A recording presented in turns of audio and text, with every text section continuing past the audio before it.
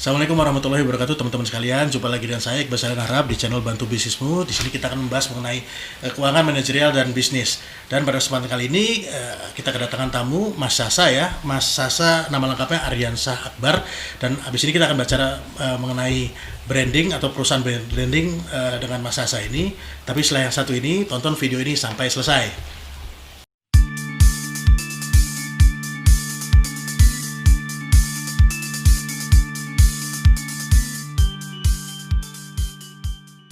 Oke Mas Sasa, Siap.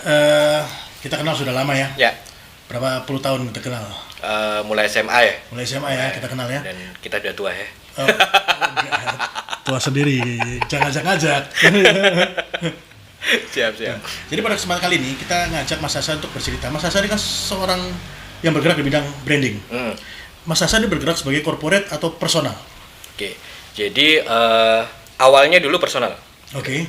Saya bilang personal karena kerjanya sendirian. Gitu. Nah, kemudian tidak berlegalitas. Gitu. Oke. Kemudian yang kedua, tahapan kedua, saya punya tim, tapi belum legal juga perusahaannya. Jadi community studio istilahnya gitu ya, semi profesional. Oke. Nah, alhamdulillah. Freelance bukan ya? Beda ya? Oh, beda. Oke. Jadi saya sudah punya tim yang membantu kerja saya, tetapi memang secara legalitas perusahaan belum. Nah, itu aku sebutnya semi profesional tahapannya gitu ya. Oke. Nah, alhamdulillah sekarang sudah keluar izinnya dalam bentuk CV, jadi sudah bisa dikatakan sebagai perusahaan profesional. Oke. Nah, gitu. Nah, sudah berapa lama tuh bergerak di bidang branding? Kalau awalnya aku dulu belum ke branding, cuma desainer grafis. Berarti latar belakang pendidikannya? Latar belakang pendidikanku desain komunikasi visual. Oke. Desain komunikasi visual. Jadi memang dulu tahun 2004 gitu ya. Itu kurang lebih kan di situ masih belum terlalu booming orang menyebutnya branding gitu ya. Lebih banyak jasa layanan kita itu jasa layanan desain. Jadi kita berangkatnya dari situ, dari itu. Jadi desainer grafis. Nah, kemudian ternyata seiring perkembangan kebutuhannya atau ada ranah pekerjaan yang jauh lebih besar secara pendapatan ketika kita masuk ke ranah strategi. Okay. Nah, ranah strategi itu akhirnya sama orang sekarang disebut sebagai branding. Nah, jadi kalau sekarang dulu studio kami disebut studio desain, kalau sekarang sudah dilengkapi dengan konsultasi desain, konsultasi branding. Jadi tidak berhenti hanya di visual. Itu kita melayani itu mulai dari riset perancangan strategi sampai salah satunya adalah mewujudkan dalam bentuk identitas visual. Oke. Nah, tadi kan bilang latar belakangnya dari DKV. DKV kan berarti memang erat kaitannya sama desain. Apakah juga hobi untuk mendesain? Desain itu sebagai sebuah hobi atau memang karena pelajarannya desain mau nggak mau gitu? Ya. Kalau dilihat dari latar belakang mulai kecil gitu ya, saya memang ada ketertarikan tinggi di dunia seni. Dalam hal ini seni menggambar gitu ya. Jadi mulai kecil saya memang terbiasa mengikuti lomba-lomba gambar sampai mewakili sekolah ya, dulu sering ya mewakili sekolah untuk ikut lomba gambar. Nah, dari kesukaan saya menggambar itu akhirnya di SMA gitu ya, saya masuk ke IPS. Awalnya karena menghindari mata pelajaran seperti IPA dan matematika. Ya, masuk ke sosial. Dan ternyata ketika itu ketemu dengan salah satu senior yang saat itu kuliah di IKJ. IKJ jurusan desain gitu ya. Ketika melihat dia kok sepertinya ini oke nih, asik nih gitu ya. Waktu itu di Malang belum ada jurusan itu. Lalu pilihannya hanya di ITB gitu atau di Jogja. Nah, ternyata hitung mahal kan. Susah juga masuknya karena menurut informasi ada yang sampai 3 kali tes belum tentu masuk gitu. Itu nggak UMPTN tuh ya? Tes sendiri deh. Tes mandiri kan gitu ya, tes mandiri. Oke, ternyata di tahun itu di Universitas Negeri Malang buka jurusan DKV. Angkatan pertama berarti? Iya, angkatan kedua sebetulnya saya. Okay. Jadi 97 itu, yang 97 itu kayak istilahnya tidak dipublish umum. Nah, yang 98 baru dipublish umum. Jadi prototype. Jadi yang pertama itu prototype. Iya, 98 dipublish umum dan aku nyoba ke sana. Dan mikirnya sudahlah kalau nggak keterima di sini ya wis aku masuk jurusan manajemen atau biasa gitu ya. Alhamdulillah sepertinya itu sudah jalannya dan kita karena ada tes keterampilan dan tes keterampilannya dalam menggambar karena saya juga menggambar gitu. Dan jalur waktu itu PMDK. Kalau sekarang PMDK namanya apa ya? Bidik misi atau apa gitu ya? Mungkin ya. Mungkin ya, aku nggak tahu gitu ya. Jadi jalur khusus itu, jalur khusus prestasi, tapi tetap ada ujian gambar dan alhamdulillah lolos. Jadi aku jadi angkatan kedua desain komunikasi visual yang ada di Malang. Nah, terus ketika memang hobi dijadikan profesi, kan banyak orang yang dari hobi dijadikan profesi itu kan banyak tekanan. Karena namanya hobi itu secara umum orang itu kan melarikan diri dari rutinitas ya. Jadi misalnya hobinya mancing, dia biasanya kerja di kantor dia mancing. Dia biasanya hobinya gambar atau foto gitu, ketika di kantor dia bosen atau rutinitas siapa dia nih. Benar. Tapi ketika Anda hobinya desain gitu ya, terus kerjanya desain lagi, larinya kemana kan gitu. Benar-benar. Apa jadi jenuh? Iya. Jadi bersyukurlah teman-teman yang masih punya hobi gitu. Dan hobinya tidak berubah menjadi profesi gitu. Benar sekali kalau hobi berubah jadi profesi itu akan beda. Tanggung jawabnya dan segala macamnya beda. Tadi kan buat seneng-seneng tuh. Benar. Jadi kalau bukan desainer, dia bisa merilekskan dirinya dengan mendesain atau menggambar gitu sebagai sebuah hobi. Kalau kita, itu udah kita lakukan sebagai profesi. Ya pilihannya kita harus punya hobi yang lain di luar itu. Gitu. Tapi memang ada satu hal itu adalah passion. Gitu ya. Sebuah pekerjaan apapun kalau itu sudah passion, kita nggak akan pernah merasa itu kerja. Gitu. Alhamdulillah karena ini mungkin dari hobi, bisa dikatakan ini passion gitu ya akhirnya. Selama saya kuliah aku nggak pernah ngerasa aku kuliah. Jadi nggak ada beban. Ya have fun aja gitu, dengan apapun tugasnya ya stres biasa lah, tapi have fun. Dan ketika bekerja pun sama. Jadi tidak merasa pekerjaan yang menjadi pressure tapi bermain gitu. Jadi tapi kan punya tanggung jawab tuh. Masalahnya kalau kita anggap itu bermain. Betul. Bedanya cuman aja ada deadline, ada ini dan segala macam. Tetapi kalau pressure sebetulnya gini sih.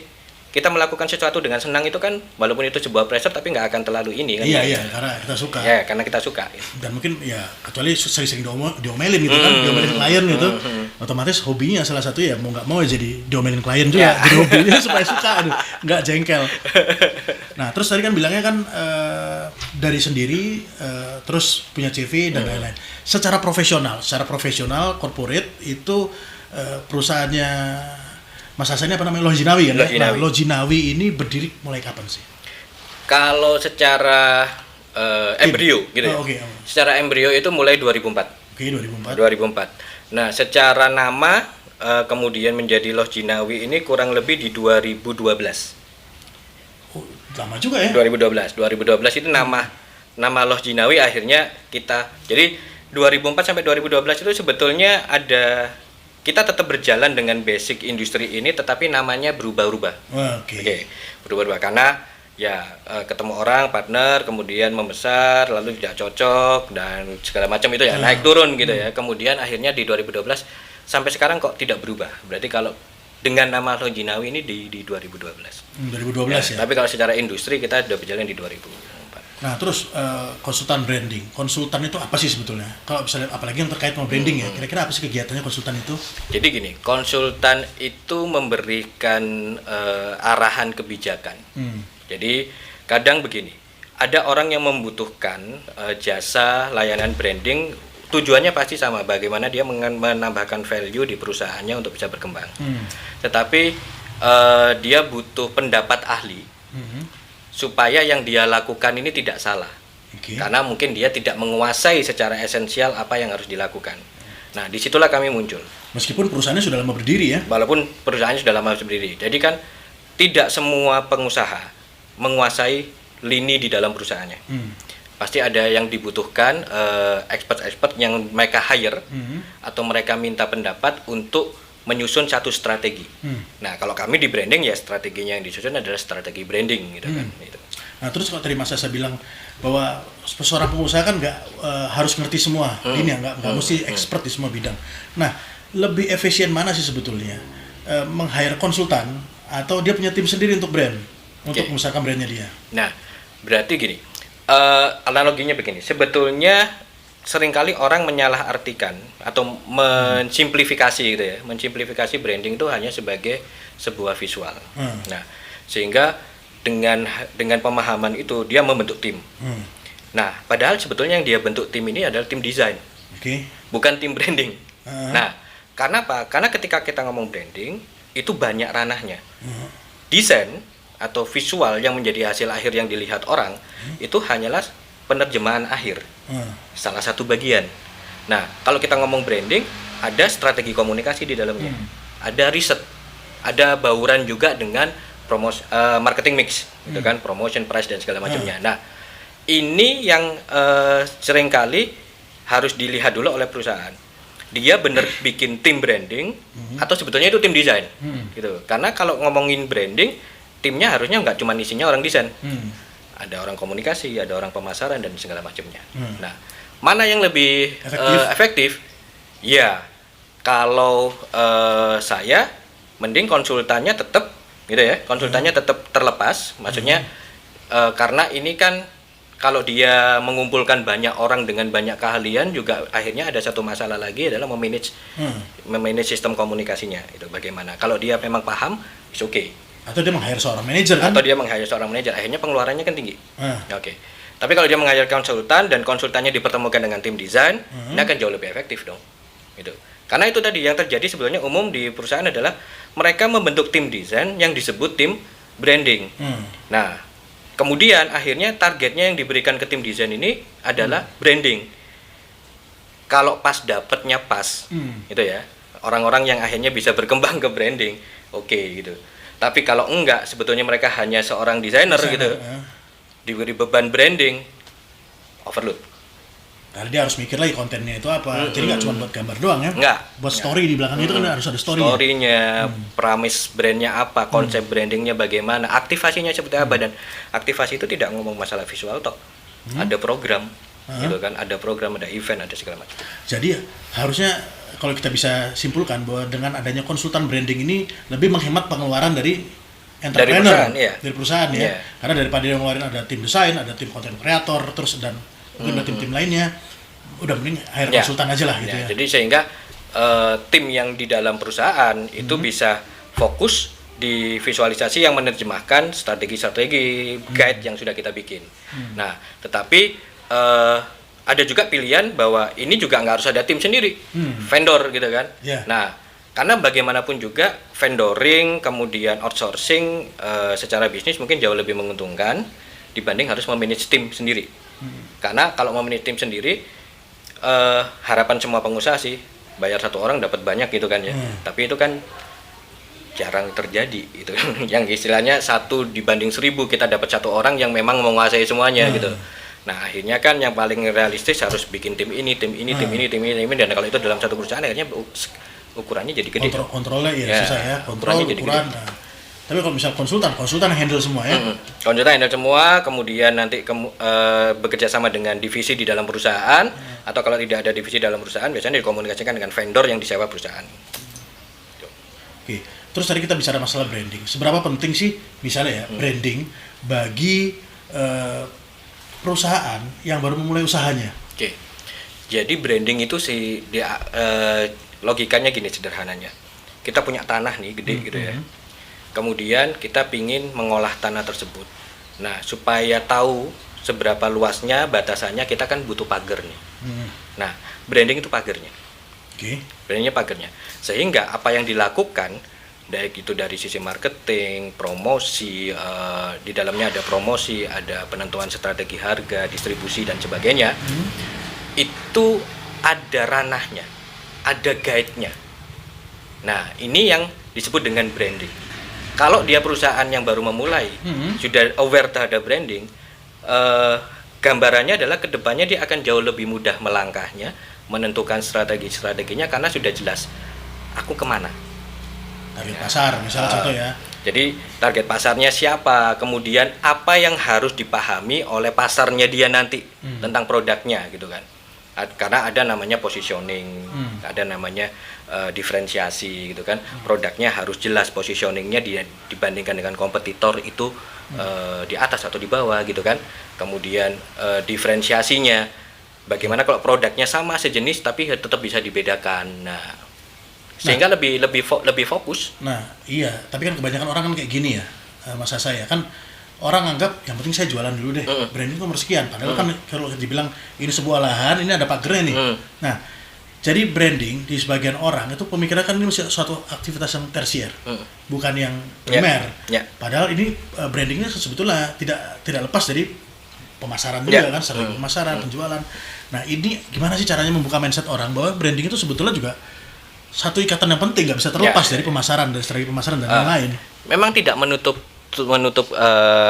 mata bahwa kondisi awal di sebuah perusahaan yang baru memulai yang paling penting adalah memunculkan cash flow. Kalau di cash flow adalah sales gitu ya, sales, promosi, marketing. Nah, cuman logikanya begini, ketika sudah besar, kemudian baru ngurusin branding, itu balik lagi loh, ya kan? Balik lagi ke ditata, yang kemudian akhirnya mungkin bisa terjadi merubah strategi marketing dan promosi yang dilakukan. Meskipun target pasar sudah terbentuk nih. Walaupun target pasar sudah terbentuk, karena cost-nya double. Oke. Nah, tapi kalau dari awal kita tidak bisa ngomong ini serial ya. Maksudnya serial itu branding dulu, kemudian marketing, baru promosi, enggak. Tapi berjalan paralel. Ini akan jauh lebih tertata sehingga kalau bicara dari sisi pengeluaran perusahaan ini akan jauh lebih terfokus. Efisien. Jadi bukan kemudian trial ke pasar, ada dua kemungkinan, sukses dan tidak gitu ya. Ketika sukses akhirnya baru mikir branding, balik lagi nih. Gitu ya. Nah, balik lagi nih, karena sebenarnya branding itu, ya memang sih branding itu investasi. Jadi tidak bisa hasilnya langsung dinikmati seperti halnya kalau kita melakukan sebuah program marketing. Nah, kalau dibilang investasi, berapa lama sih investasinya? Kurang lebih selama perusahaan itu hidup. Oh iya, itu kan nanti kan yang berjalan nih, berjalan. Tapi kalau misalnya kita dibilang, ini investasi nih, investasi kan langsung bisa dirasakan hasil, ada break even point-nya lah. Nah, kira-kira suatu aktivitas branding itu mulai bisa terasa dampaknya paling nggak minimal berapa bulan? 1-3 tahun. 1-3 tahun. Jadi setahun itu 6 bulan, 8 bulan belum tentu kelihatan. Belum tentu kelihatan karena gini. Istilahnya kalau kita kembalikan ke diri kita ya, kita mengenalkan kita cari jodoh gitu ya. Kita mengenalkan diri kita sebagai seseorang yang ideal untuk jodoh kita gitu kan ya. Berusaha mengenalkan diri gitu. Nggak bisa kan sekali gitu. Istilahnya ini loh aku, selesai gitu kan enggak. Setiap kali kita ketemu dengan dia, kita akan ngomong ini loh aku, ini loh aku. Dengan istilahnya ini loh aku yang apa, itu konsisten. Terus diulang, continue. Nah, berapa lama sampai benar-benar tertanam di benak konsumen kita bahwa kita adalah brand dengan karakter A misalkan. Itu jelas butuh kontinuitas yang terus. Nah, apakah 3 bulan, 6 bulan ini bisa? Bisa, tapi istilahnya mengenalkan diri ke orang 3 bulan dengan mengenalkan orang ke diri ke orang selama 1 tahun dengan message yang sama, pasti akan lebih ketanam yang 1 tahun. Tapi 1 tahun ini tidak akan mungkin berjalan kalau nggak ada 3 bulan kan? Iya, gitu. Nah, makanya kan paling nggak kan mesti, karena kan kadang-kadang orang ngerasa gini, cost untuk melakukan suatu brand ini kan ada costnya sendiri kan. Sedangkan kalau ini brand sudah ada, misalnya kayak Mas Hasa misalnya ngaku sebagai orang yang paling pinter gitu ya. Terus gak mesti terus-terusan kan, mungkin ketika ada 1 atau 2 orang atau 5 orang yang ngerasa dampaknya, oh ini betul orang ini pinter misalnya gitu ya, kan dia akan ngomong, dan itu mungkin prosesnya kan gak butuh waktu lama gitu. Jadi ada yang istilahnya di dalam marketing kan word of mouth gitu ya, yang berkembang itu. Iya, tetapi kan yang perlu kita lakukan adalah tidak hanya setelah itu bicara, tetapi membuktikan. Nah, membuktikan ini juga salah satu yang harus dilakukan secara kontinu. Nah, yang harus dilihat begini. Ketika kita bicara tentang bagaimana mengaplikasikan branding ini, dia akan masuk ke segala lini, termasuk marketing, termasuk sales, termasuk promotion. Nah, dia akan menjadi soul untuk semua kegiatan itu, sehingga sebetulnya nggak harus paralelnya itu gini banget ya, tapi bisa jadi gini, bisa naik, ini bisa atas, bisa vertikal, horizontal. Nah, masalah kan kayak gini. Tadi kalau bisa dibilang kita menanamkan suatu, berarti kan brand ini bisa kita bilang karakter kan. Nah, karakter itu bagusnya kita buat atau mengangkat karakter yang sudah ada. Nah, jadi dalam sebuah alur riset branding consultant itu memang kita akan menganalisa yang pertama product knowledge-nya dulu. Kalau dia produk ya. Product knowledge-nya apa saja, dan kemudian kita akan mencari mendapatkan informasi tentang USP-nya mereka apa yang paling kuat gitu ya. Nah, ini bagaimanapun juga kan ini karakter dari produk. Nah, ini kita biasa sebut dengan DNA. Nah, kemudian yang dilakukan adalah bagaimana menguatkan DNA dari sebuah produk ini menjadi sebuah image positif yang ditanamkan di benak konsumen. Oke. diolah menjadi sebuah story. Catatannya image positif ya. Ya, Karena kan kalau tadi kita bilang karakter kan ada karakter positif, ada karakter negatif benar. juga kan. Itu kenapa kita harus analisa produk dulu supaya kita tahu SWOT-nya. Kelebihan dari produk kita dan kelemahan dari produk kita. Pastinya kita akan mengangkat yang kelebihan dong. Oh iya. Nah, yang kelebihan yang bisa menjadi pembeda kita dengan produk kompetitor. Nah, itu karakter itu yang nanti akan dibungkus dalam sebuah storytelling. Bicara branding itu kan bicara cerita, bicara story gitu ya, yang ditanamkan di benak konsumen. Nah, ini yang kita lakukan. Nah, aspek menguatkan atau membuat gitu ya, menguatkan itu harus dilakukan tetap dengan memahami produknya. Membuatnya adalah membuat kemasan dari karakter kuat ini dalam bentuk cerita apa nih ke benak konsumen yang pas dengan karakter konsumennya. Memungkinkan nggak kayak gini? Tadi kan kalau misalnya kita menguatkan, itu kan berarti kan kita punya produk knowledge atau kekuatan kita apa, kita angkat kan gitu. Mungkin nggak kalau misalnya ini suatu produk yang baru, gitu ya. Jadi kita belum tahu produk knowledge-nya apa, tapi kita analisa dari konsumen. Jadi pasar kita maunya apa sih? Pasarnya mau kita apa? Terus baru kita buat karakter yang kira-kira ini story-nya cocok sama konsumen. Nah, kalau kayak gitu, kalau memungkinkan, apa itu nggak apa ya? Kalau kita bilang itu palsu lah gitu loh, karena ini kan bukan kita sebetulnya, tapi kita ngikut karena ada konsumennya baru kita buat. Iya. Itu gimana? Justru itu yang sekarang umum dilakukan pada sebuah bisnis. Maksudnya begini, seringkali kesalahan umum pebisnis awal adalah membuat apa yang dia mau, gitu kan ya. Nah, masalahnya apa yang dia mau belum tentu itu adalah apa yang dibutuhkan oleh konsumen. Nah, akhirnya kalau ini tetap dilakukan, nggak akan ketemu antara produk dengan konsumen karena bukan kebutuhan konsumen gitu ya. Nah, maka memang tahapan dalam mengembangkan sebuah produk yang bagus adalah produk itu dibuat untuk menjadi solusi dari permasalahan konsumen. Nah, betul, kan harusnya gitu ya. Harusnya begitu. Nah, maka ini berarti kan mau tidak mau ada kondisi di mana kita harus mengkondisikan produk itu agar sesuai dengan kebutuhan konsumen. Nah, ini saya pikir bukan sebuah proses yang istilahnya membohongi atau gimana, karena kita making ini. Kecuali yang dimaksud bohong itu adalah aku ngomong lemku janjinya ternyata lemku ini nggak akan lepas selama 3 tahun misalkan. Ternyata dalam seminggu aja udah lepas. Nah, ini kan berarti sebuah pembohongan gitu ya kepada konsumen. Itu yang nggak boleh.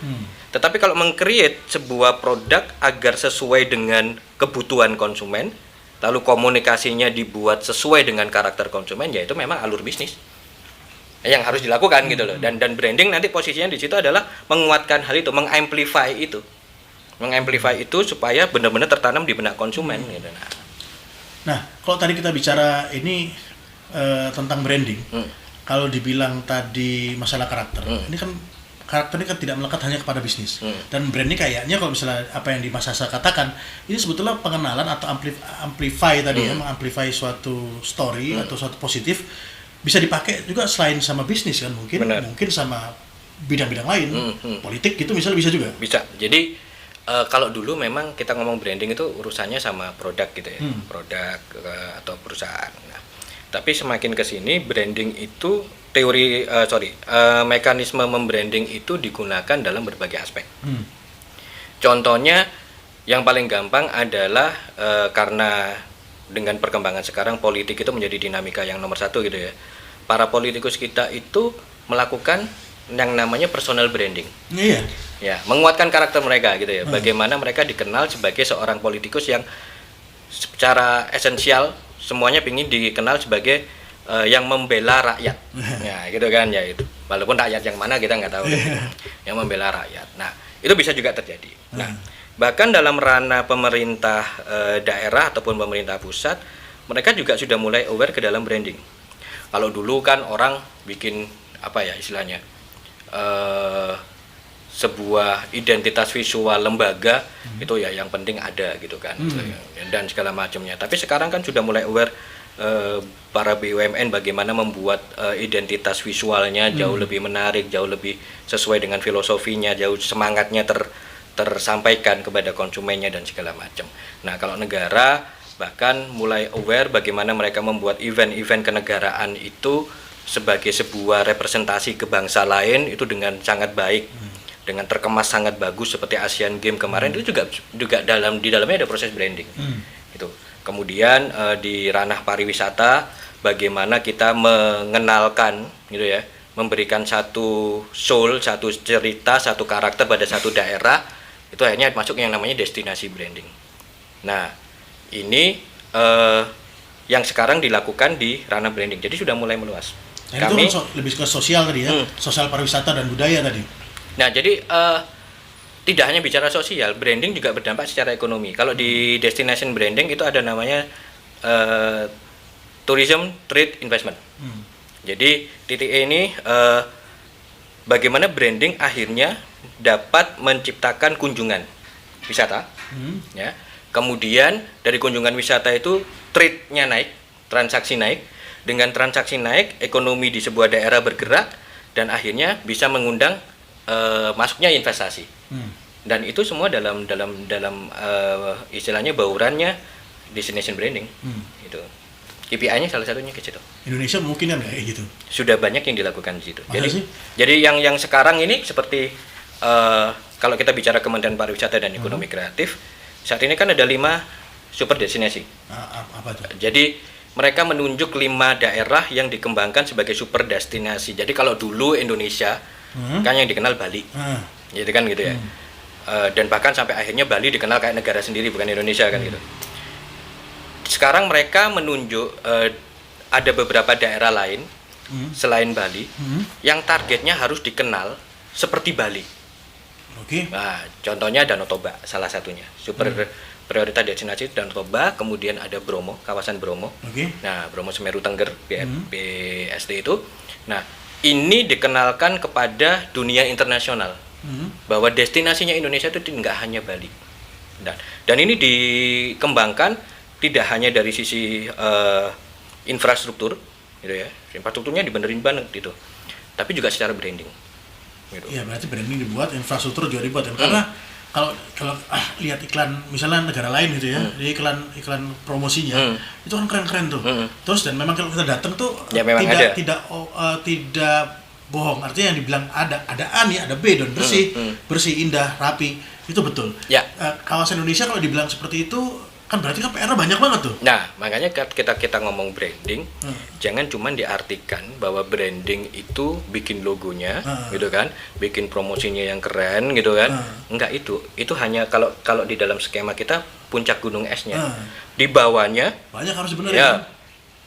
Infrastrukturnya, kemudian SDM-nya, culture-nya, gitu kan. Bagaimana akhirnya karakter yang divisualkan ini ketika diakses benar-benar terasa. Dan itu kan persiapannya nggak bisa bayang betul sih, setahun aja kayak kurang kan. Budaya soalnya. Ya, karena kita membangun culture. Karakter yang sudah terbentuk misalnya dari Semeru Tengger aja mungkin sudah karakternya seperti itu. Kalau ketika kita mau mungkin mendatangkan wisatawan dari luar ke sana kan berarti kan harus berubah. Mereka harus bisa bahasa Inggris misalnya gitu kan, standar. Ya, pasti ada ini. Jadi itu kalau di destinasi ya. Bahkan dulu ada cerita sebuah perusahaan akan merubah brandingnya gitu ya. Dia rebranding. Nah, rebranding itu dia punya branding tapi kemudian dia ingin lebih merubah sesuatu yang baru gitu ya. Memunculkan sesuatu yang baru. Nah, memunculkan sesuatu yang baru ini kan juga akhirnya ada resiko mengubah culture corporate culture gitu ya. Ini selama setahun si pimpinan pucuk itu bahkan melakukan sebuah langkah dengan meng-email masing-masing pegawai setiap hari. Jadi setiap hari itu dia akan mengirim email ke email pegawainya masing-masing. Di mana di sana dia menyapa, kemudian bercerita apa yang ingin dilakukan, kenapa kita berubah dan karakter seperti apa yang diinginkan. Terus setahun sebelum akhirnya brand baru di launching. Nah, kenapa? Karena dia paham kalau cuman hanya merubah logo itu gampang. Tapi sebuah perubahan logo yang menjadi simbol rebranding harus diikuti dengan perubahan nyata di dalam layanan kan gitu. Dan ini yang tidak bisa dilakukan dalam semalam. Betul. Nah, maka setahun sebelumnya dia sudah melakukan itu. Nah, kayak gitu itu terjadi.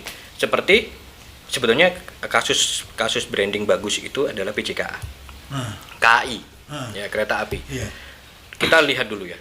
Dulu KAI kan ya seperti itu ya, transportasi kelas bawah di mana kita hanya umpel-umpelan dan segala macam, sampai yang sekarang berubah. Kalau hewan bisa masuk tuh. Ya, bayang masuk. Ekonomi dulu Ya, mau ayam. sekarang kita bisa mendapatkan layanan sekelas masuk ke maskapai, di mana itu dulu adalah elit banget ya, nggak cuma itu teraplikasikan di KAI. Nah, itu kan diawali dengan merubah logo. Tapi sebetulnya kan kita tidak hanya melihat logonya, tetapi bagaimana merubah sistem, bagaimana merubah cultural budaya pelayanan dan segala macamnya. Sehingga ketika perusahaan itu mengeluarkan branding baru, kerasa banget nih. Oh iya. Gitu. Yang terasa kereta api itu peron gitu. Dulu kan masuk peron kan. Ya, semua sekarang kan diperketat dan segala macam. Pesawat aja. Akhirnya kan, nah, apakah itu kemudian memunculkan value? Iya. Kenapa? Itu datanya sangat terlihat, penggunanya naik, bukan justru malah turun. Tingkat minat untuk menggunakan transportasi kereta api bukan malah turun dengan penerapan itu, tapi justru naik. Itu karena merasa nyaman. Betul. Mungkin kalau dulu yang dilihat naik kereta api karena mungkin murah pilihannya. Kalau sekarang mungkin nyaman jadi pilihan. Jadi yang ikut bukan cuma karena lebih ringan, bahkan kereta api kan tiketnya juga ada yang lebih mahal dari pesawat. Kalau dihitung itu mungkin lebih murah ya, cuman dari waktu tempuhnya. Ya, waktu tempuhnya lebih lama. Lebih lama.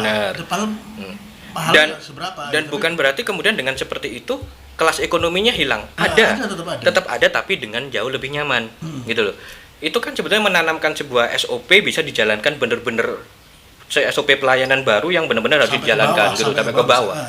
Nah, itu branding. Gitu loh. Itu branding. Maka memang branding itu ketika sebagai sebuah pagar, dia akan mempengaruhi semua. Berarti sebetulnya PR branding itu bagi sebuah perusahaan itu ya termasuk berat ya. Berat termasuk. Makanya kalau nggak punya acuan, ya bisa jadi nanti gelambiar kemana-mana. Biasanya kalau tidak menggunakan orang yang tepat, maka branding yang dipahami hanya sebatas logo. Gitu ya, bahwa branding itu adalah logo, kemudian bagaimana logo diaplikasikan ke semua hal gitu ya, dan mungkin bagaimana kemasan bagus gitu ya, hanya berhenti di situ. Padahal itu hanya awalan gitu, pucuk gunung es, bawahnya ini kalau kita ngomong branding gitu. Nah, berarti kalau Lojinawi sendiri kliennya lebih banyak menangani klien yang mana nih? Tadi kan ada Lexus Butangkal, lebih banyak mana? Kalau di Lojinawi sampai saat ini masih tetap corporate ekonomi berarti ya, lebih banyak ke bagian bisnis ya. Bagian bisnis. Jadi karena memang di luar itu kami punya sendiri yang untuk mengkhususkan diri ke bicaranya destination dan city branding gitu ya. Itu karena timnya agak berbeda, maka itu kami sendirikan dan dengan satu unit bisnis sendiri. Kolaborasi. Dirimu juga yang ownernya? Ya, salah satu co-foundernya aku juga itu. Nah, itu beda. Tapi kalau Lojinawi sendiri lebih banyak ke corporate ya. Nah, jadi lebih banyak. Nah, terus habis itu dari corporate sendiri lebih banyak menangani yang kelas atas, menengah atau bawah. Menengah. Misalnya di corporate kan ada UKM mikro juga ada, menengah juga ada, atas ada, lebih banyak mana? Menengah ke bawah kalau. Menengah ke bawah. Menengah ke bawah. Jadi kita nggak istilahnya kalau kayak gede itu kan Unilever kayak gitu kan itu ya. Itu gede, itu raksasa. Itu raksasa. Okay. Jadi kalau kami sih lebih, kalau dilihat dari skala ukuran perusahaan sesuai dengan kategori di industri Indonesia gitu ya. Itu kita menengah ke bawah sampai UKM. Oke. Terus kira-kira nih bagi orang yang tadi perusahaan ini ya, bisa mungkin mau gandeng Lojinawi juga, dia kan ngelihat kira-kira dengan omset berapa sih kira-kira cocok untuk punya branding? Karena kalau memulai dulu kan dia belum punya dana untuk membiayai. Hitungannya gitulah. Atau sampai tahapan berapa lama? Apakah dia harus punya manajerial dulu? Atau kalau misalnya saya masih self employee, saya belum punya apa-apa tapi sih jualan lancar nih, belum bisa punya branding atau gimana? Jadi istilahnya ada beberapa bentuk sih memang. Kami paham gitu ya bahwa branding itu butuh cost. Branding itu butuh biaya. Nah, seberapa besar biayanya itu sebetulnya kembali kepada skala perusahaan. Skala perusahaan yang kecil dengan skala perusahaan yang besar, kebutuhannya akan berbeda. Kebutuhannya akan berbeda. Maka biayanya juga akan berbeda. Nah, perusahaan yang kecil seringkali kebutuhannya tidak sekompleks yang besar sehingga biayanya bisa disesuaikan. Tapi kalau ada biaya, iya.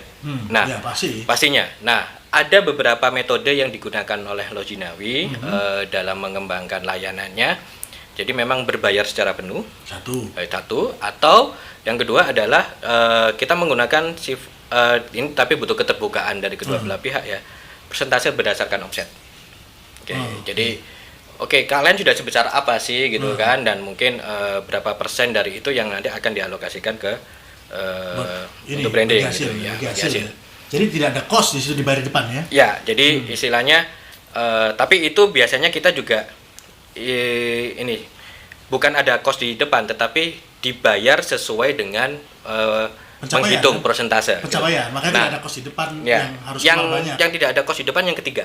Yang ketiga itu adalah Jadi itu untuk yang kedua itu untuk menilai berapa besar biaya yang mereka butuhkan. Gitu. Kalau yang ketiga kerjasama. Benar-benar kerjasama, jadi sifatnya nanti bagi hasil. Bagi hasil. Nah, kalau bagi hasil ini kami, ya bagaimanapun juga kami sebuah perusahaan, kami akan menilai seberapa potensial sebuah produk. Jadi nggak semua produk gitu ya, bisa, mas aku pokoknya branding nanti kita bagi hasil. Jadi dulu ini winning product. Ya, sorry itu sih gitu. Kalau ada beberapa produk yang umum saja, istilahnya juga tidak harus susah ngangkatnya nih. Nah, gitu ngangkatnya susah gitu kan ya, kita nggak akan mau bagi hasil gitu. Nah, mungkin kita tawarkan berapa ring kemampuan kamu gitu. Nah, itu waduh berapa ya, kita bisa bantu hitungkan dengan menghitung omset gitu kan. Jadi itu tadi transparansi kedua belah pihak. Atau langsung aja kita berapa sih cost-nya. Nah, omset tahu dari mana kan kalau nggak terbuka. Nah, makanya itu kan. Nah, jadi jadi gini, istilahnya kan kita selalu ada interview awal. Nah, kita di interview awal itu akan bisa menilai sebuah klien ini sebetulnya siap atau tidak. Jadi kita jujur tidak keberatan menolak klien, gitu. Bukan karena apa gitu ya, tapi karena mungkin di satu sisi satu mereka tidak bersifat terbuka ke kita, gitu ya. Yang kedua mungkin lebih baik menyiapkan dulu secara internal dan segala macamnya. Nah, jadi kita juga punya hak dong memilih klien kan. Iya dong, iya kan namanya kan jual beli kita juga nggak mesti semuanya kita terima gitu kan. Kalau nggak cocok kan bisa kayak gitu. Nah ya kayak gitu, jadi artinya ada tiga opsi ya kalau misalnya untuk Lojinawi ini, karena kan ya mungkin dia punya winning product tapi nggak punya biaya gitu kan, kayak salah satu punya teman kita itu kan juga dia kan punya winning product tapi dia kesulitan di bidang lainnya gitu, dia hanya fokus di produksi, mungkin bisa digandeng, dan itu interview ya. Interview. Itu kalau misalnya kayak tadi, misalnya kayak share omset, apakah mesti ada terbuka rekening, ada audit, ataukah mesti ada megang misalnya transaksi di bank pakai bank apa gitu, misalnya pakai bank A gitu, apakah nanti harus share password, share akun? Ya, jadi kalau mekanismenya ada dua sih yang ditawarkan ke kami. Jadi kita bisa, kalau dia bersifat produk adalah kita menguasai hak distribusi eksklusif, gitu ya, hak distribusi eksklusif. Jadi istilahnya kan distributor tunggal lah. Iya, distributor tunggal. Jadi biasanya kan perusahaan kecil ini mereka produksi tapi di sisi setelah produksi bagaimana memasarkan produk dan lainnya itu yang bermasalah. Kita bisa masuk di situ. Saya ada satu perusahaan yang mungkin istilahnya pengembangan dari Lojinawi, tapi dia lebih fokus ke manajemen gitu ya, ke manajemen itu. Biasanya kita masukkan ke arah sana. Nah, yang kedua adalah yaitu tadi dengan berprinsip pada kejujuran, kita terima laporan bulanan. Gitu, laporan bulanan, kemudian dari laporan bulanan itu dibagi hasil sesuai dengan kesepakatan. Laporan keuangan bulanan, gitu. Itu sih. Oke. Ya, makanya kami pilih-pilih gitu kan, iya, bisa mendeteksi ini orangnya bisa dipercaya nggak, gitu. Nah, terus abis itu dalam menangani suatu klien ya, baik jasa ataupun manufaktur produk, yang pertama kali dilakukan apa? Selain tadi kan interview, kalau memang ada beberapa opsi, tapi kalau dia mau satu opsi aja nih, jelas nih dia mau mengembangkan usahanya, punya duit lah, saya mau bayar kamu, apa yang harus dilakukan dulu, Mas Esa? Yang pasti kita riset. Oke. Yang pasti kita riset eksternal atau internal dulu? Jadi memang ada dua ranah, internal dan eksternal. Internal itu salah satu interview gitu ya. Dan kemudian kita akan biasanya menyebarkan satu kuesioner angket kepada internal untuk mendapatkan gambaran tentang pemahaman elemen perusahaan terhadap produk itu sendiri, misalkan karyawannya gitu. Nah, jadi misalkan jangan sampai si owner nih menggebu-gebu ya bahwa saya ini produk yang paling ini ketika kita sebar angket ke internal internalnya nggak tahu apa-apa nih. Maksudnya ya aku kerja aja mas, ya, bagianku ini. Nah ini nanti kan ketahuan nih. Oke, berarti corporate culture-nya yang harus dibenerin kan gitu ya, sampai kalau bisa sekelas security pun yang nggak ada urusan sama urusan dalam. Produk, ketika ditanyain bisa jawab lah. Jawabannya A, sama ketika kita tanya ke direktur jawabannya A, itu kan harus menjadi target. Nah kita dapat gambaran tuh dari riset internal, kondisi itu sudah terjadi belum. Nah itu paralel sama eksternal enggak? Paralel sama eksternal. Eksternal pastinya ke target sasaran ya, konsumen. Nah bagaimanapun juga perusahaan kan punya keinginan gitu ya. Kalau dia perusahaannya sudah berjalan, kita akan ukur nih. Ketika ke target konsumennya dia, frekuensinya nyambung nggak? Sesuai nggak? Nah sebetulnya kalau nggak sesuai, nah ini nanti tugas kita di situ kan. Apakah apa yang strategi yang akan dilakukan supaya frekuensinya nyambung nih sama target audiens, supaya ketangkep nih sama target audiens gitu.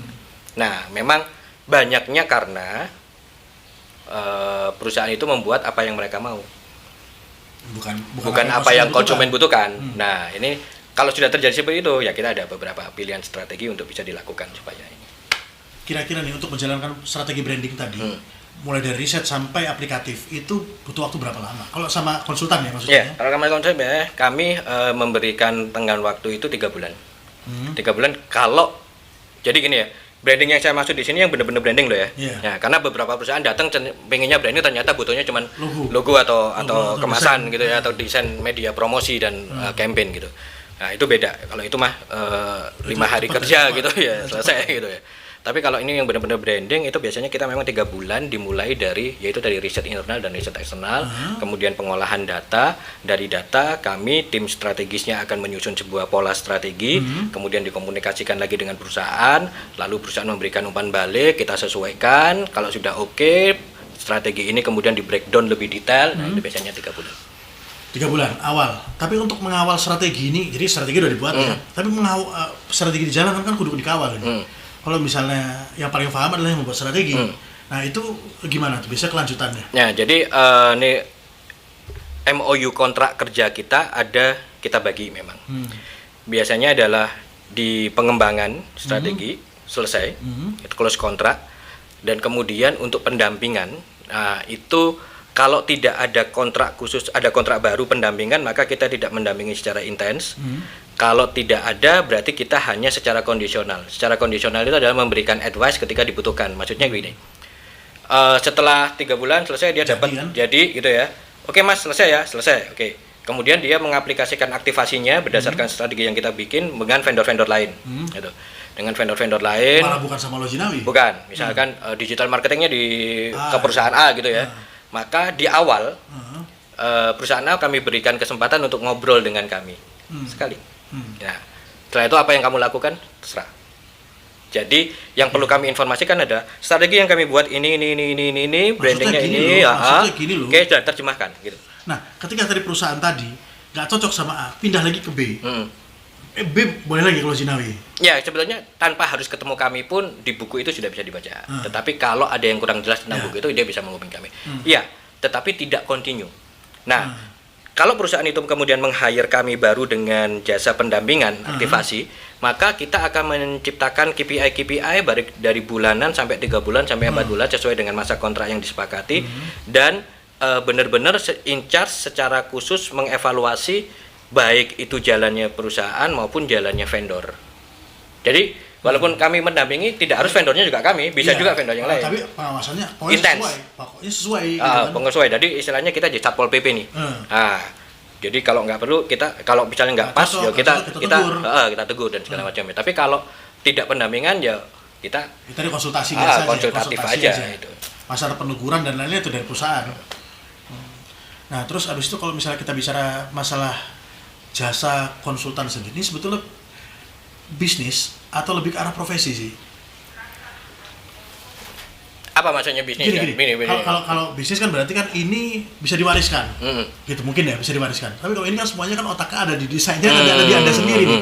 Ya sama kayak mungkin pengacara gitu, pengacara notaris, dia kan memang punya usaha, punya karyawan tuh. Tapi kan harus ada dia. Nah itu gimana tuh? Ya jadi kalau ini mau dijadikan sebuah bisnis, pastinya kami sendiri kami membangun sebuah bisnis. Sehingga ada SOP. Ada SOP, ada poin-poin penting yang harus diperhatikan ketika melakukan sebuah pelayanan branding untuk klien. Nah, di mana kalau kita sampai menyusun SOP membuat studi bisnis, kita kan nggak mau juga semuanya yang mikir kita. Kita bagaimana membuat sebuah metode ini bisa didelegasikan, tetapi tidak mengurangi kualitas hasil yang dirasakan oleh klien. Nah, menduplikasi diri kita gitu istilahnya. Kalau kami bisnis ya, gitu ya, bisnis. Tapi kalau dia memang istilahnya akan ada satu bagian yang tidak akan bisa kita lepas, yaitu adalah kreativitas. Istilahnya kreativitas itu ini yang akan membedakan taste-nya studio A dengan studio B. Nah itu kan justru itu kan ruhnya di situ. Iya, itu ruhnya di situ. Nah, tetapi selama ini lainnya di luar itu bisa diotomatisasi, maka kami ini melihatnya tetap bisnis. Oh gitu. Nah, karena kreativitas ini mungkin nanti akan bisa digantikan oleh creative director. Kan kayak gitu. Dan itu sudah harus sesuai ya taste-nya ya sama apa yang owner inginkan gitu ya. Kan kalau strata karir memang menjadi creative director kan harus melalui tahapan proses. yang ini ya, sehingga biasanya kalau dia tetap bertahan di satu studio itu taste-nya akan sama. Gitu. Terus abis itu kalau dibilang sudah kayaknya sepak terjangnya terus sudah mulai banyak ya. Terus UKM juga banyak di Kota Malang terutama.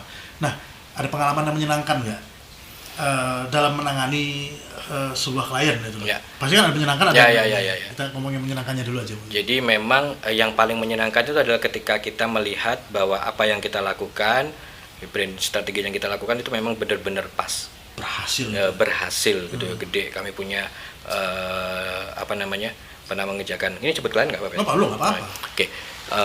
Salah satu branding itu mie gacuan gitu ya. Gacuan yang rame di Malang ini. Yang rame di Malang sampai akhirnya merasa banget itu oke gitu ya. Kita berhasil ketika sampai akhirnya muncul sebuah meme gitu ya. Kalau mau nyiksa Gojek kamu pesen mie gacuan gitu. Karena memang gila gitu kan ya ngantrinya. Terlepas memang bukan karena satu-satunya branding gitu ya. Karena branding, bukan hanya karena branding, tapi karena manajemen yang lain dan macam konsultannya kan banyak gitu ya. Tetapi kami menjadi bagian untuk membuat sebuah perusahaan itu sukses. Nah, itu lebih dari apapun kan gitu kalau sudah sampai kayak gitu. Ya yang nggak pas itu mungkin beda ya itu corporate. Kami pernah menangani sebuah city branding. City branding. Mekanismenya waktu itu melalui sayembara gitu. Pendampingannya 1 tahun. 9 bulan dah. 9 bulan. Sampai sebuah sayembara itu menghasilkan logo terpilih dan segala macam yang ditwist akhirnya adalah hasil lomba itu disesuaikan dengan kebutuhan politis pimpinan daerah. Nah, sehingga warna dirubah ini dan ini. Maksudku kalau kamu memang di akhir seperti itu kenapa nggak pesan aja dari awal kan gitu. Ngapain kita harus ngadakan lomba dan segala macam dengan sampai 9 bulan FGD berkali-kali kan gitu. Biar keren biar keren branding buat mereka juga acaranya. Mungkin juga gitu ya. Tetapi di akhir seperti itu ya udah pesan aja kamu kebutuhanmu apa sih kan gitu kan ya, sekalian ya lebih cepat gitu. Nah, kita mikirnya kayak gitu. Ya itu kadang-kadang nyebelin gitu. Jadi apa yang kita buat kadang ketika akhirnya diterjemahkannya berbeda atau mereka merasa mampu menerjemahkan tapi ternyata tidak gitu ya. Itu yang agak. Nah, mungkin ada nggak kegiatan menyebalkan gini dari klien ya? Karena kita kan punya teman-teman konsultan juga, konsultan pendampingan dan lain-lain ya, konsul bisnis, pemasaran. Biasanya dalam menangani UKM atau bisnis yang mikro lebih banyak komplainnya. Karena mereka fokusnya pengen langsung ada instan penjualan. Itu tapi ini dari mereka ya.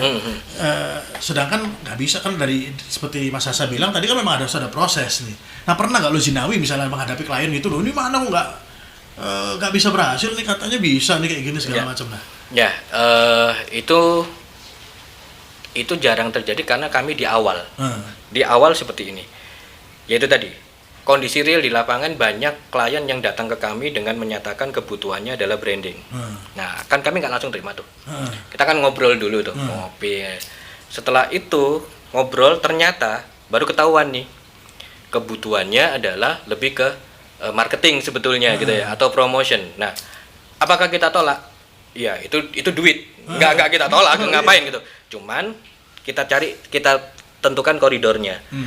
Bapak, Ibu, branding itu ini. Marketing itu ini, promotion itu. Berdasarkan cerita panjenengan, yang dibutuhkan perusahaan jenengan itu sekarang marketing. Kita terus gini atau terus dengan koridor branding. Nah, itu disepakati di awal. Kalau dia bilang, oke, kalau misalnya yang butuhnya marketing, bisa nggak Anda memfasilitasi? Bisa aja. Kita ngomong bisnis kan, jangan sampai ngomong enggak kan gitu kan. Duit tuh jangan sampai lepas itu. Bisa gitu. Karena apa? Karena sebetulnya secara keilmuan, branding, marketing, promotion, sales dan segala macamnya itu adalah bauran. Sama gitu loh. Nah, cuman memang fokusnya yang akan berbeda. Nah, dan tim kerjanya yang akan berbeda.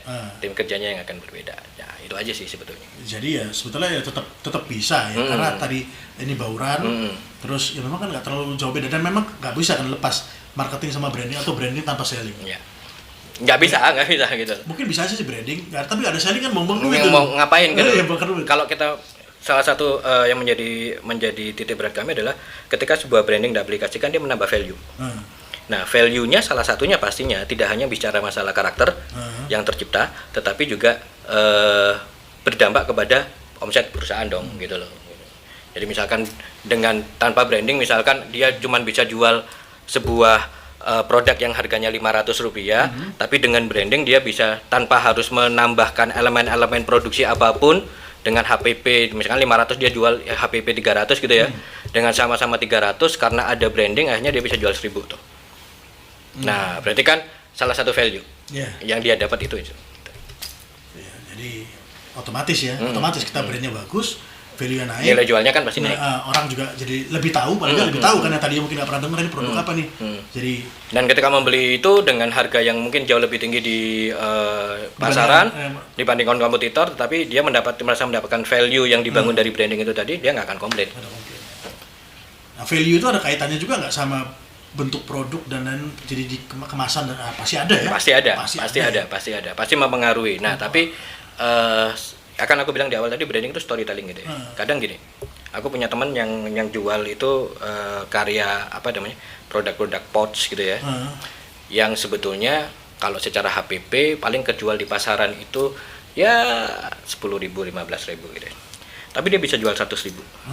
Dari apa? Dia menambahkan cerita di dalam pouch itu bahwa pouch ini dikerjakan dengan mekanisme pemberdayaan gitu ya. Pemberdayaan ibu-ibu, wanita-wanita yang dengan kondisi yang kurang beruntung gitu ya, sehingga bisa memberikan pendapatan tambahan ke mereka. Lalu bahan sendiri diolah dari mengolah limbah dan segala macamnya gitu kan. Sehingga kalau beli ini itu berperan pada program ini gitu kan, memberdayakan, melestarikan lingkungan. Bisa dibeli 100.000, padahal HPP-nya sama. Padahal itu kan harganya kan beli sampah kan juga, kan tadi limbah kan. Tapi kan ada story yang dibuat, sampah pun mahal. Itu kan branding. Nah, itu kan branding. Di mana branding itu berhasil dan memberikan value kepada produk. Sehingga orang membeli 100.000 nggak ngerasa berat, tapi memberi saya ngerasa kontribusi nih. Ya. Ada kontribusi terhadap tadi limbah-limbah tadi supaya nggak terlalu banyak limbahnya, gitu ya. Nah, terus tadi kan dibilang satu masa kontrak tuh kurang lebih kan 3 bulan. 3 bulan. Sedangkan proyeknya Loginawi kliennya kan banyak nih, dan mungkin berbeda lini. Mungkin tadi ada kliennya tuh konsumsi makanan gitu ya. Terus mungkin ada produk kecantikan, terus mungkin ada juga kesehatan herbal dan lain-lain. Nah, ini kan lini yang berbeda, strategi yang dilakukan berbeda. Sehingga kalau dalam satu kontrak kerja, misalnya 3 bulan itu kan kira-kira lebih bisa menangani berapa klien? Ya. Yang aman buat. Ya. Kalau kita ngomong bisnis semuanya harusnya kita nggak boleh tolak gitu ya. Apapun nanti. Jadi bagaimana caranya kita memanage di dalam perusahaan ya. Jadi kalau secara ideal kita memang berjalan itu kalau klien full branding. Full branding itu 3 sampai 5 dalam sekali jalan. 3 sampai 5 dalam sekali jalan. Kalau lebih dari situ biasanya kita sudah istilahnya itu yang bisa dikerjakan oleh tim internal gitu ya.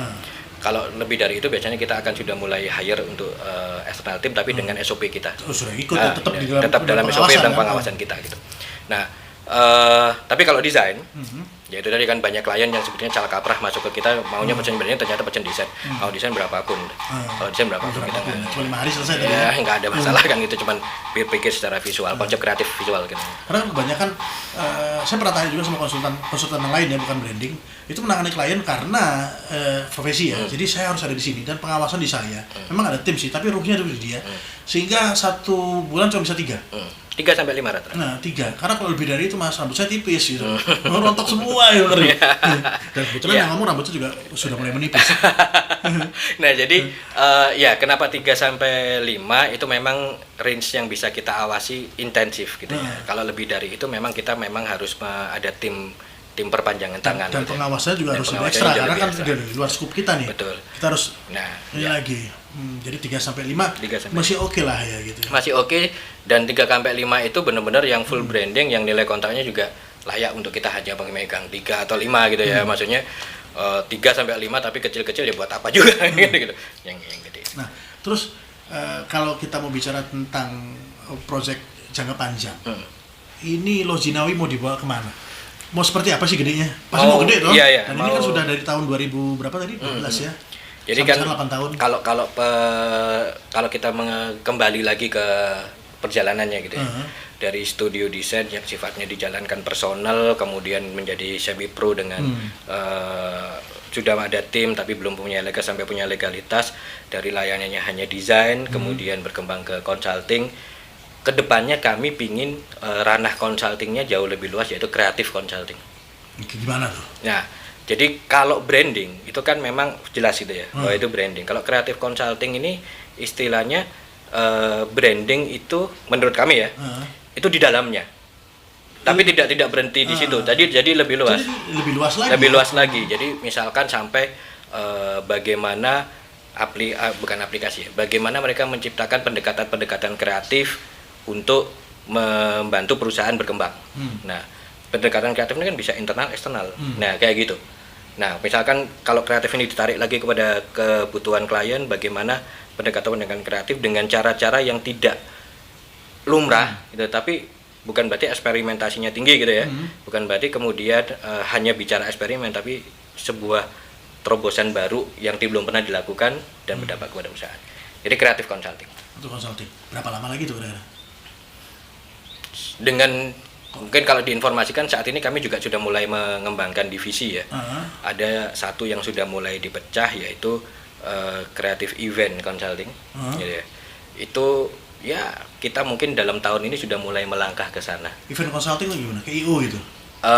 Kalau IO itu adalah elemen yang kita ajak bekerja sama.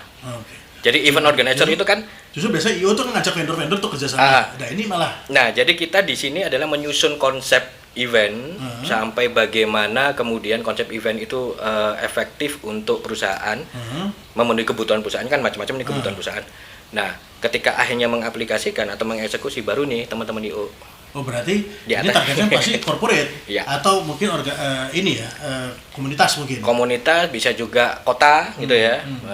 Di dalam ranah destinasi branding tadi. Organisasi lah ya.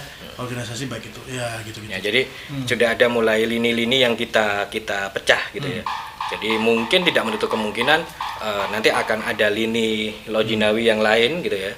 Jadi kan sebagai informasi, kalau yang Lojinawi namanya akan tetap Lojinawi. Jadi lojinawi.id ini lebih ke branding and consulting gitu ya. Design, branding and consulting. Nah, event.lojinawi ini lebih ke kreatif event consulting gitu ya. Nah, nanti mungkin akan bisa muncul yang lain, tapi tetap pakai nama Lojinawi. Jadi ini Lojinawi ya sebuah holding gitu ya. Sebuah holding. Nah, di luar itu saya juga banyak sih membuat bisnis-bisnis baru yang sifatnya mentoring atau kerjasama, kolaborasi. Gitu. Biasanya sudah nggak pakai nama Lojinawi. Mentoring itu gimana tuh? Jadi mentoring itu gini, banyak desainer muda itu kan pinginnya langsung bikin studio. Nah, masalahnya mereka bisa aja sih, nggak ada yang melarang gitu ya.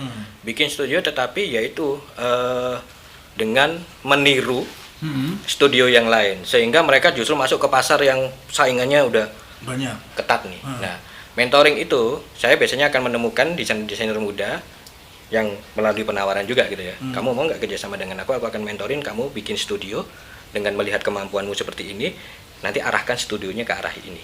Sehingga mengarahkan mereka tidak langsung head to head dengan studio yang gede-gede, tapi punya satu karakter. Yang head to head kan Lojinawi ya. Gitu. Mereka punya satu karakter. Misalkan jadi ibaratnya kayak gini ya. Kayak magang gitu ya. Kayak magang tapi kamu bikin perusahaan. Iya. Bikin perusahaan. Jadi tapi kamu kan jadi internship gitu ya. ya. Jadi nanti kita akan berada di sana posisi sebagai mentoring. Kenapa? Ini mempercepat kan. Kalau dulu saya kan zaman mentor itu belum ada gitu ya, harus nabrak sana nabrak ini. Nah dengan alhamdulillah jam terbang kita yang sudah jauh lebih ini, pasti kan kita bisa lebih mengarahkan dan mencarikan positioning yang lebih enak. Jadi mereka nggak usah nabrak kayak dirimu lagi kan. Dan jelas diferensiasinya gitu. Ya, misalkan ayo bikin studi desain, oke kamu kemampuanmu bagus, kita arahkan ke pattern sebagai soulmu ya. Nah maka dia akan dikenal beda gitu kan. Nah atau kolaborasi dengan teman-teman yang sudah selevel, misalnya teman yang selevel, akhirnya kita biasanya itu untuk scale up. Jadi kayak kemarin tadi saya sempat juga bilang, saya punya satu brand consultant yang lain. Nah supaya tidak bentrok dengan Lojinawi, di situ brand consulting itu adalah fokusnya ke city and destination. Ya jadi lebih spesifik gitu kan, city and destination, dan itu gabungan dari 3 desainer atau 3 konsultan yang sebenarnya sudah punya perusahaan sendiri-sendiri. Saya, Lojinawi, dan ada dengan Utero, dan ada satu lagi rekan namanya Afan Hakim, dia menjual diri dengan menjual diri dengan nama pribadi gitu ya. Nah, Afan Hakim Studio gitu. Dan kita bersepakat membuat sebuah brand consultant yang fokus ke city and destination, namanya Odijiro. Nah, jadi kayak gitu. Terus bagi para desainer muda tadi, peluangnya masih luas nggak sih bidang desain ini atau bagian branding? Desainnya mungkin oke lah ya. Karena ini industri yang terus berkembang dan akan terus dibutuhkan. Gitu ya. Karena merupakan elemen dari sebuah bisnis, ini akan tetap berpotensi gitu. Karena ngomong kayak misalnya desain itu kan modal ringan banget. Modal 20.000 buat kartu nama, bilang desainer atau konsultan branding, bisa-bisa aja gitu. Bisa aja. Sangat gampang gitu ya untuk memposisikan diri ke sana. Cuman kadang ya itu juga kan, tapi kan nanti akhirnya pasar juga menilai, tidak hanya bicara tentang kemampuan. Kalau kita bicara kalau dia menjual dirinya sebagai desainer, oke. Tapi kalau dia menjual diri sebagai konsultan kan pasti harus beda dong gitu. Harus jam terbang pasti. Iya, enggak bisa. Tapi self floor time kan bebas-bebas aja. Nah, yang harus dilakukan oleh desainer muda ini adalah mencari positioning yang tepat supaya mereka nggak masuk istilahnya red ocean. Jadi sebelum cari portofolio, positioning dulu ya? Biasanya kita akan dapat signature ya, positioning itu dengan melihat portofolio. Ya, jadi bukannya menentukan dulu, saya mau bergerak di bidang ini, misalnya kayak corporate, maka saya cari portofolio di corporate. Nah, nggak gitu ya? Kalau dia desainer muda yang berkembang melalui sebuah jalur pendidikan resmi gitu ya, formal gitu ya, maka dia kan sebetulnya di selama masa pendidikannya mereka sudah bikin portofolio, gitu kan, mereka sudah berkarya gitu. Terlepas karya itu dalam ranah studi ataupun karya-karya inisiatif mereka. Gitu. Nah dari situ biasanya kami yang memposisikan diri sebagai mentor akan bisa melihat, oh kamu punya karakter A. Gitu ya, dimana sebetulnya karakter A ini bisa dijual nih ke pasar. Maka kamu jangan masuk ke pasar dengan hanya memposisikan diri aku desainer, karena itu akan ketemu red ocean yang semuanya ngomong desainer, tapi desainer yang seperti apa? Nah itu biasanya kita bisa lihat dari portofolio tadi mereka. Nah setelah mereka menentukan bersepakat dengan kita mau di mentoring, mereka menentukan signature-nya, mereka akan baru menyusun portofolio yang menguatkan signature-nya tadi itu tadi. Nah, kayak gitu sih. Ini kan kalau dalam proses berkarir sebuah shortcut yang banyak banget. Dulu kami mencari signature kami itu kan harus sekian tahun dulu. Nah, sekarang dengan pengalaman kami sudah melihat, oh ini signature-mu ini yang bisa dijual nih. Nah, ini langsung tadi. Dia sudah meringkas berapa lama yang harus dilakukan. Nah, terus kalau misalnya supaya teman-teman tahu tadi ya, kira-kira Lojinawi itu pengiklannya bagaimana? Di mana sih gitu loh? Biar menemukan Lojinawi ini gimana caranya? Ya, jadi Lojinawi ini sementara ini paling aktif adalah di Instagram. Instagram ya. Jadi misalnya Instagram gitu. Lojinawi.id ya. Lojinawi.id di Instagram, di situ memang kami memunculkan perjalanan kami, apa yang sudah pernah kami lakukan. Gitu ya. Itu di situ. Dan sementara ini kalau kita bicara secara bisnis, Lojinawi dapat klien itu 2, yaitu dari online itu melalui Instagram, dan yang kedua adalah melalui networking. Itu tetap sih networking. Jadi mulut ke mulut berarti ya? Ya, networking, biasanya klien puas ini, ataupun kita saya dalam hal ini juga aktif dalam berkomunitas di ranah kota kreatif dan segala macam.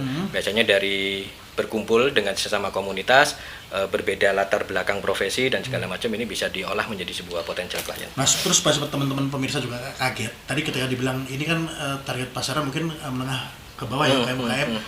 kok bisa ngomong nggak kira-kira budgetnya berapa sih kira-kira untuk menggandeng Lojinawi ini? Ya. Jadi budget itu relatif. Budget itu relatif. Mungkin mulai darinya gitu. Oke. Mulai darinya kita bisa di angka 40-30 gitu ya, 40-30 juta. Tapi kita juga pernah 3 bulan ya? Ya, 3 bulan. Kita juga pernah di-hire oleh UKM gitu ya. Yang bahkan berani bayar di angka 90 kayak gitu. UKM loh ya.